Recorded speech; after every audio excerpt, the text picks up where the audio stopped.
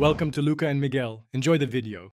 In this video, I will explain how to make cream cheese softer, focusing on the single most effective method.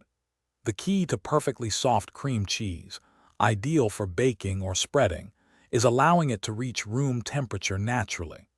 This simple approach ensures a consistently smooth and lump-free texture, which is absolutely essential for achieving the best results in your culinary creations. From rich cheesecakes to creamy frostings, it's the foundational step for many delicious dishes. To begin, simply remove your cream cheese from the refrigerator. It's best to do this at least 1 hour before you plan to use it, giving it ample time to soften properly. Keep the cream cheese in its original foil wrapper. This helps to protect it from drying out and absorbing any unwanted odors from your kitchen.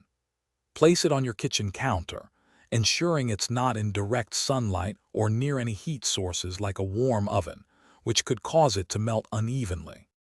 So, why is bringing cream cheese to room temperature the preferred method? This natural softening process is vital because it gently relaxes the cream cheese's emulsified structure without breaking it down.